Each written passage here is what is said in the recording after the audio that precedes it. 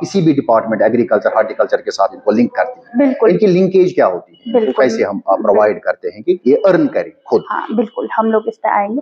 ये क्या होता है कि जो हम लोग हमारा सिर्फ कोऑपरेटिव सोसाइटी के साथ, दो हमारा है, हमारे बहुत सारे कोऑपरेटिव सोसाइटी। मैडम मुझे बताइए आप, मेरा एक सवाल है।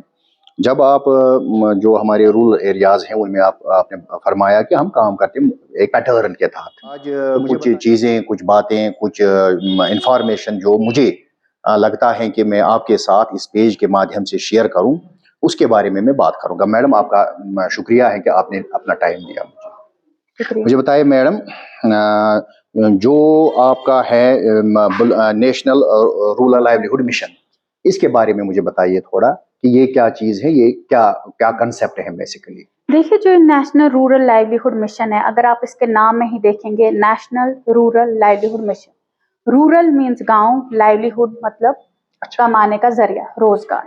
तो हमारा क्या, हमारी स्कीम में क्या होता है कि हम लोग जो गांव के रूरल, और हमारा बेसिक है वुमेन, जो गांव की औरतें हैं, उनमें से भी जो गरीब ज्यादा औरतें, जो पसमानदा औरतें हैं, उनको कमाने का जरिया देना, ताकि उनको एक फाइनेंशियल इंडिपेंडेंस आए।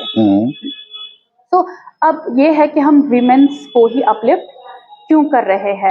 तो बेसिकली देखा जाए तो गांव की औरतें जो होती है वो बहुत स्किलफुल होती है और बहुत हार्ड वर्किंग होती है, क्योंकि आप देखेंगे घर पे कोई घर का काम कर रहा है, या कोई एग्रीकल्चर की कोई एक्टिविटी हो रही है, किचन गार्डन हो रहा है, कोई भी एक्टिविटी हो रही है, उसमें 70% से ज्यादा जो काम होता है वो विमेन करती है, वो विमेन करती है। चाहे घर पे गाय है, उसको भी आपकी वुमेन ही देखती है।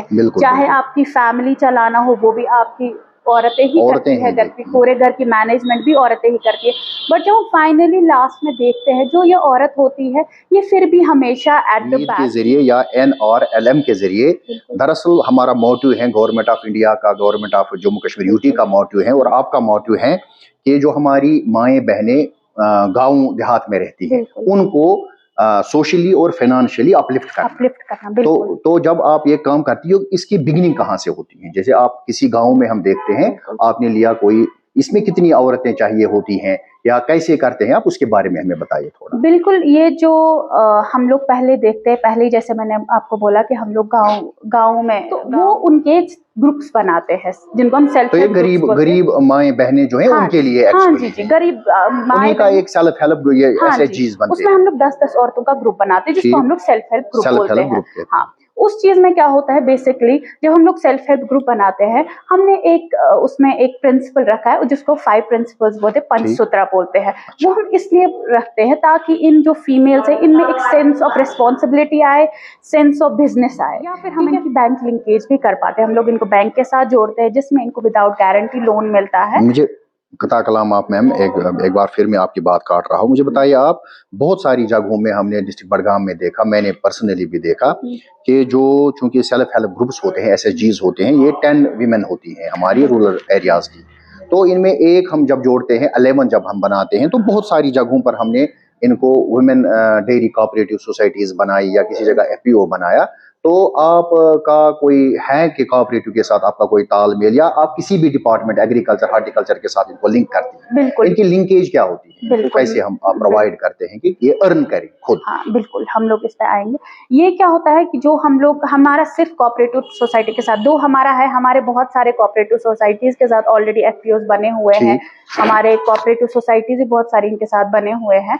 लेकिन इस प्लस हम लोग सिर्फ कोऑपरेटिव सोसाइटी के साथ, बल्कि हर एक डिपार्टमेंट जो भी इनके साथ, उसको हम लोग कन्वर्जेंस बोलते हैं। लाइक अगर हमारे पास कोई एग्रीकल्चर डिपार्टमेंट की स्कीम आ रही है, तो उसमें हम लोग इनको प्रोवाइड कर पाते हैं अपनी सेल्फ हेल्प ग्रुप्स को। चाहे हॉर्टिकल्चर डिपार्टमेंट में आ रही है, चाहे कोई जितने भी डिपार्टमेंट, एवरी डिपार्टमेंट के साथ हम लोग काम करते हैं। जो भी उनकी स्कीम्स होती है, उसका फायदा हम लोग अपनी सेल्फ हेल्प ग्रुप्स को देते हैं, अपनी फीमेल्स मेंबर्स को देते हैं, जिससे वो जिस भी तरीके से इस औरत को लाइवलीहुड प्रोवाइड हो सके, चाहे वो कोई भी डिपार्टमेंट हो, कन्वर्जेंस हो, कोई फीमेल खुद अपने पैरों पे खड़ा होना चाहती है, हम लोग उसको। मैडम मुझे बताइए आप, मेरा एक सवाल है।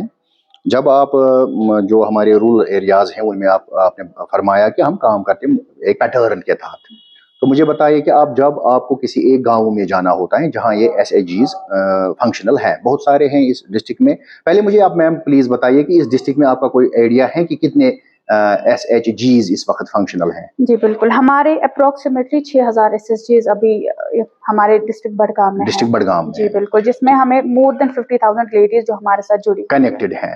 50,000 ladies, yes, more than that's very good. Yes. मुझे बताएं आप मैडम, जब आप किसी गांव में एक गांव में जाते हैं, किसी जहां पर ये उम्मीद स्कीम चल रही है, या पूरी ये जो 6000 के 6000 हैं, तो मतलब आप कैसे करते हैं काम एट ग्रास रूट लेवल? कोई मीटिंग होती है, कोई चेकअप होता है, कोई एज बार होता है, कोई मतलब इसमें क्या कौन मेल फीमेल का कोई क्राइटेरिया मत रहता है इसमें? मुझे इसके बारे में थोड़ा बताइए आप।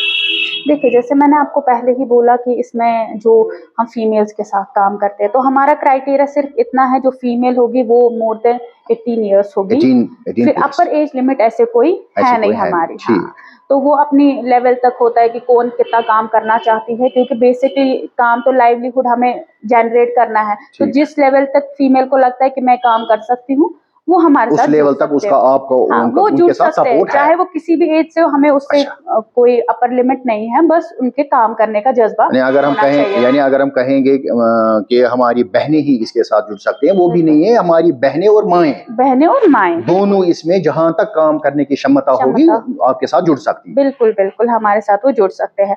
अब जो हमारे होते हैं, जैसे मैंने आपको पहले ही बोला, हम SSGs बनाते हैं, तो उनको एक वीकली मीटिंग होती है, ठीक। फिर उसके बाद जब हमारी SSGs जो होती है, जैसे हमने SSG 10 लेडीज का बनाया, ऐसे फिर हमारे पास जब 10 SSGs बनते हैं, तो हम उनको एक VO बोलते हैं, विलेज ऑर्गेनाइजेशन। फिर उसके बाद जो विलेज ऑर्गेनाइजेशन वो जुड़ के CLF बनाते हैं।